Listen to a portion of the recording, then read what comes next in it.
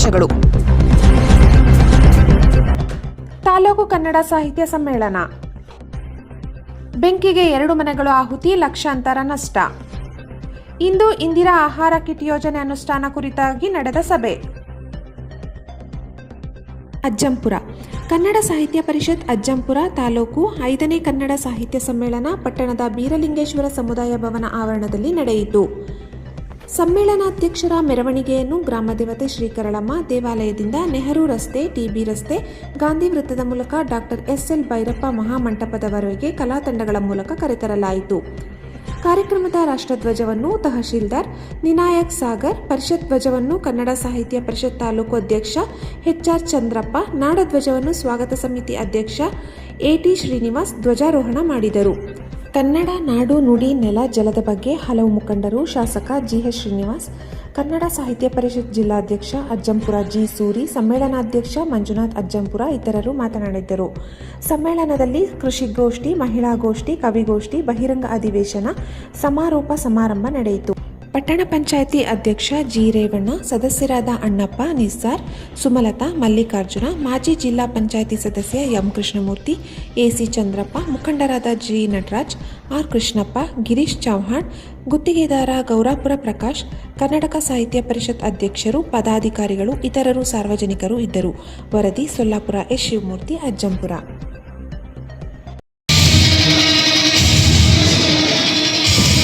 Hello, ಈ ಒಂದು ಕಾರ್ಯಕ್ರಮಕ್ಕೆ ನಾನು ಬರ್ತಾ ಇದ್ದಂಗಲೇ ನಮ್ಮ ಸಿದ್ದಿಪುರದ ಮಧು ಅವರು ಒಂದು 2 ಎಳ್ನೀರು ತಂದಿದ್ರು. ಆ ಎಳ್ನೀರನ್ನು ನಾನು ಏನು ಮಾಡೋಣ ಅಂತ ಯೋಚನೆ ಮಾಡ್ತಾ ಇದ್ದೆ. ಮಧುವರೇ, ನಾನು ಕುಡಿಯೋದಿಲ್ಲ ಈ ಎಳ್ನೀರನ್ನು, ವೇದಿಕೆ ಮೇಲಿರೋರಿಗೆ ನಾನು ಎಳ್ನೀರನ್ನು ಹಾಕ್ತೀನಿ, ನಿಮ್ದೇನು ಅಭ್ಯಂತರ ಇಲ್ವಲ್ಲ ಅಂತ ಹೇಳಿದೆ. ಖಂಡಿತ ಆಯ್ತು ಸಹ, ಅವ್ರ ಮೇಲೆಲ್ಲ ಬೀಳುತ್ತೆ. ಆಮೇಲೆ ಮಧು ತಂದು ಕೊಟ್ಟಿದ್ದು ನಾನು ಖಂಡಿತ ನೋಡೋಣ, ಈ ಎಳ್ನೀರನ್ನು ಅವ್ರ ಮೇಲೆ ಹಾಕಬೇಕು ಅಂತ ಇದ್ದೀನಿ. ನಮ್ಮ ನಿಕಟ ಪೂರ್ವ ಅಧ್ಯಕ್ಷರಾದಂಥ ಚಂದ್ರಪ್ಪನವರು ದಯಮಾಡಿ ಮುಂಭಾಗಕ್ಕೆ ಬರಬೇಕು ಅಂತ ಹೇಳ್ತೀನಿ. ಹಾಗೆ ಹಾಲಿ ಅಧ್ಯಕ್ಷರು ಸಹ ಮುಂಭಾಗಕ್ಕೆ ಬರಲಿ.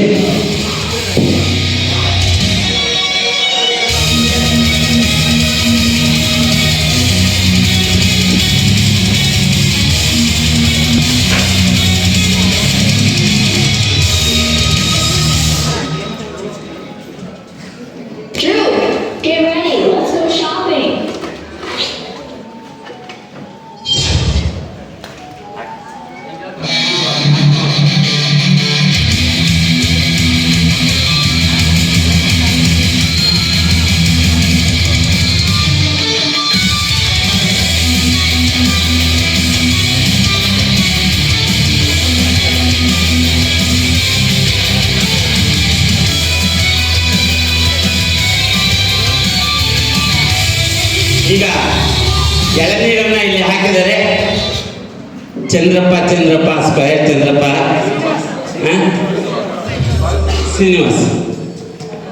ಶ್ರೀನಿವಾಸ್ ಸರ್ ಮತ್ತೆ ಚಂದ್ರಪ್ಪ ಅವರು ಹಾಕಿದ್ದಾರೆ. ಇವ್ರ ಮನಸ್ಸಲ್ಲಿ ಏನಿದೆ ಅಂತ ನನಗೆ ಗೊತ್ತಿಲ್ಲ. ಈ ಎಳನೀರನ್ನು ಹಾಕಿದರೆ ವೇದಿಕೆ ಮೇಲೆ ಇರಬೇಕು ಅಂತ. ಈ ಎಳನೀರು ಏನಾಗುತ್ತೆ, ಅವ್ರ ಮನಸ್ಸಲ್ಲಿ ಏನಿದೆಯೋ ಅದು ಹೊರ ಬರುತ್ತೆ ಅಂತ ಹೇಳ್ತಾ ನಾನು ಈ ಕಾರ್ಯಕ್ರಮವನ್ನು ಪ್ರಾರಂಭಿಸ್ತೀನಿ.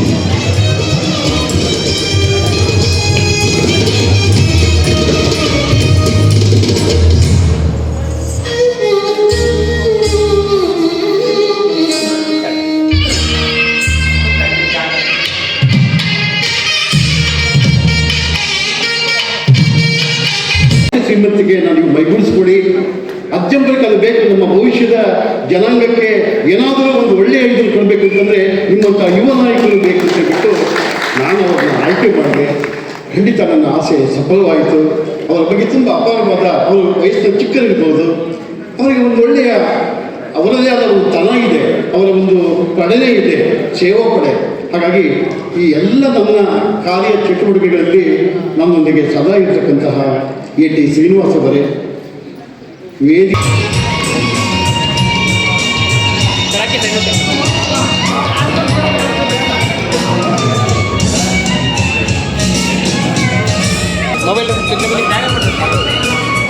ಕರ್ನಾಟಕದಲ್ಲಿ ಯಾರು ಕೂಡ ಬಳಕೆಯಲ್ಲಿ ಬಳಸೋದಿಲ್ಲ.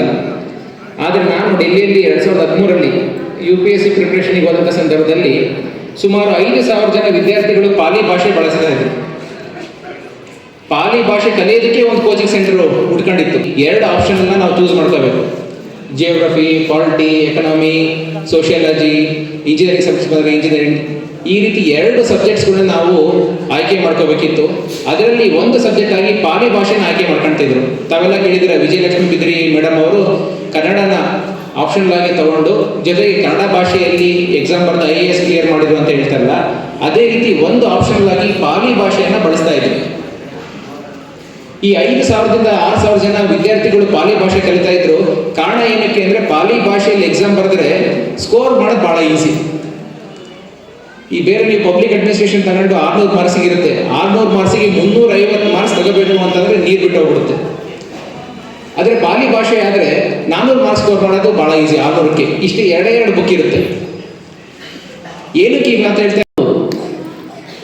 ಆಮೇಲೆ ಜೋಗಿ ತಿಮ್ಮಯ್ಯನವರು, ನನ್ನ 3 ಅಭಿವೃದ್ಧಿ ಆಗಲಿಕ್ಕೆ ಒಂದಷ್ಟು ಪೂರಕವಾದಂಥ ಶಕ್ತಿ ಆದವರು ಜೋಗಿ ತಿಮ್ಮಯ್ಯನವರು. ಕತೆಗಾರ ಸಾಹಿತ್ಯದಲ್ಲಿ ಪ್ರಥಮ ಬಾರಿಗೆ ಓಂಕಾರವನ್ನು ಬರೆದಂಥವರು ಕತೆಗಾರ ಆನಂದ ಅಂತ ಹೇಳಿ ಕತೆಗಾರ ಅಜ್ಜಂಪುರ ಸೀತಾರಾಮ್ ನನ್ನೂರವರು.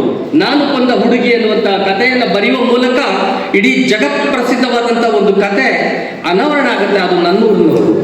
ಹಾಗೇನೆ ಅಜ್ಜಂಪುರ ಕೃಷ್ಣಸ್ವಾಮಿ ಅಂತ ಹೇಳಿ IFS ಆಫೀಸರ್ ಏನಿದ್ರು, ಅವರು ಸುಮಾರು 10-12 ಕೃತಿಗಳನ್ನು ಬರೆದಿದ್ದಾರೆ ವೆಂಕಟೇಶಣ್ಣ.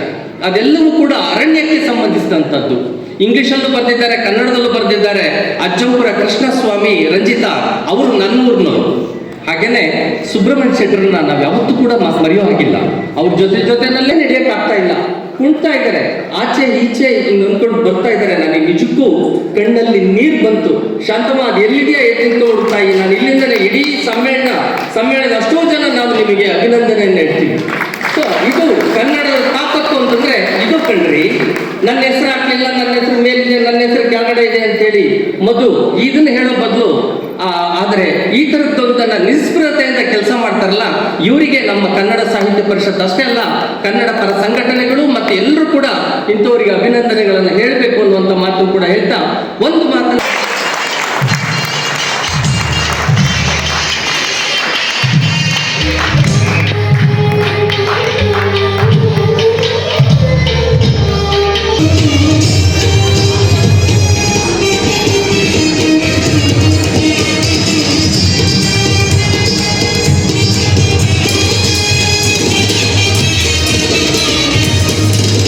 ಹೆಸರಿಗೆ ಬೆಳಕಿಗೆ ತಂದಂಥ ವ್ಯಕ್ತಿ ಅಂದರೆ ಜಯಸೂರ್ಯ ಅವರು. ಅದೇ ರೀತಿ ಅವರ ಮಕ್ಕಳಾದಂಥ ಸೀನಣ್ಣವರು, ಅವರು ಕೂಡ ಅಷ್ಟೇ.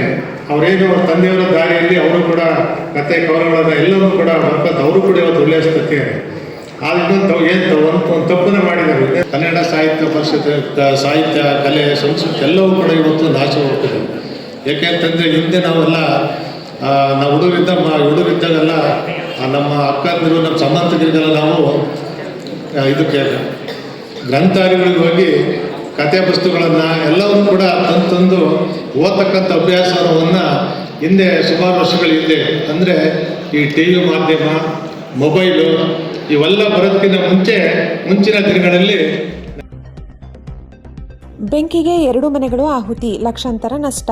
ಅಜ್ಜಂಪುರ ಪಟ್ಟಣದ ಶ್ರೀ ಮಾರಿಕಾಂಬಾ ದೇವಾಲಯ ಸಮೀಪದಲ್ಲಿ ಬೆಳಂಬೆಳಗ್ಗೆ ಸುನಂದಮ್ಮ ಹಾಗೂ ಅಂಬಿಕಾ ಎನ್ನುವವರ ಮನೆಗಳಿಗೆ ಬೆಂಕಿ ಹೊತ್ತಿಕೊಂಡು ಸಂಪೂರ್ಣ ಮನೆಗಳು, ಆಹಾರ ಸಾಮಗ್ರಿಗಳು, ಬಟ್ಟೆಗಳು, ಒಡವೆಗಳು, ನಗದು ಎಲ್ಲ ದಾಖಲಾತಿಗಳು ಸಂಪೂರ್ಣವಾಗಿ ಸುಟ್ಟು ಕರಕಲಾಗಿದ್ದು ಲಕ್ಷಾಂತರ ರೂಪಾಯಿಗಳು ನಷ್ಟವಾಗಿದೆ. ಅವರುಗಳು ಹತಾಶರಾಗಿ ಕಣ್ಣೀರಿಡುವ ದೃಶ್ಯ ಮನಕುಲುಕುವಂತಿತ್ತು. ಸುದ್ದಿ ತಿಳಿದ ತಕ್ಷಣ ಬೆಂಕಿ ನಂದಿಸಲು ತರೀಕೆರೆ ಅಗ್ನಿಶಾಮಕ ದಳ ಬಂದಿದ್ದರೂ ಅಷ್ಟರಲ್ಲಾಗಲೇ ಎಲ್ಲವೂ ಸುಟ್ಟು ಹೋಗಿದ್ದವು. 5ನೇ ವಾರ್ಡಿನ ಪಟ್ಟಣ ಪಂಚಾಯತಿ ಸದಸ್ಯರಾದ AR ಅಣ್ಣಪ್ಪರವರು, ತಹಶೀಲ್ದಾರ್ ವಿನಾಯಕ್ ಸಾಗರ್, ಪಟ್ಟಣ ಪಂಚಾಯತಿ ಮುಖ್ಯಾಧಿಕಾರಿ TG ರಮೇಶ್, ಶಾಸಕ GH ಶ್ರೀನಿವಾಸ್ ರವರಿಗೆ ವಿಚಾರ ತಿಳಿಸಿದ್ದು, ಖುದ್ದಾಗಿ ತಕ್ಷಣ ಅಧಿಕಾರಿಗಳು, ಶಾಸಕರು ಹಾಗೂ ಪತ್ನಿ ವಾಣಿ ಶ್ರೀನಿವಾಸ್ ಘಟನಾ ಸ್ಥಳಕ್ಕೆ ಬಂದು ಸಾಂತ್ವನ ನೀಡಿ ಎಲ್ಲಾ ಸಮಸ್ಯೆಗಳನ್ನು ಪರಿಹರಿಸಲಾಗುವುದೆಂದು ಭರವಸೆ ನೀಡಿದರು ಹಾಗೂ ತಾತ್ಕಾಲಿಕ ಜೀವನೋಪಾಯಕ್ಕಾಗಿ ಧನ ಸಹಾಯ ಮಾಡಿದರು. ವರದಿ ಸೊಲ್ಲಾಪುರ. S. ಶಿವಮೂರ್ತಿ, ಅಜ್ಜಂಪುರ, TV13 ಕರ್ನಾಟಕ.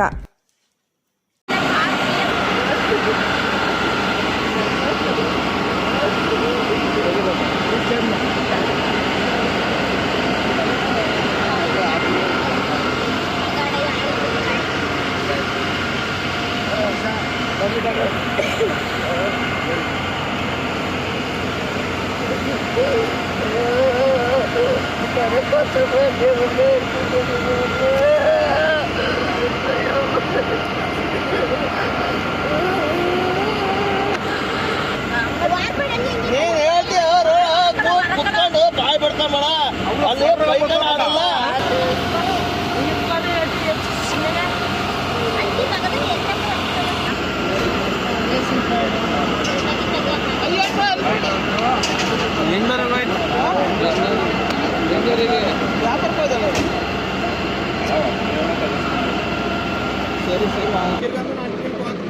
ಟೋಪಿ ಕಟ್ಬಿಡ್ರಿ ಅದು ಇರಲಿ ತೆಗ್ಕೊಂಡ್ರಿ ಇರಲಿ ಮತ್ತೆ ಕಾಣ್ತದ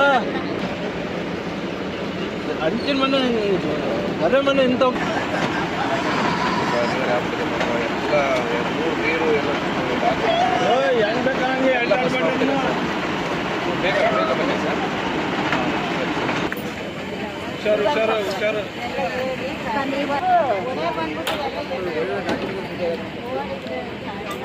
ನಿನ್ನ ಎದ್ಬಿಕೆ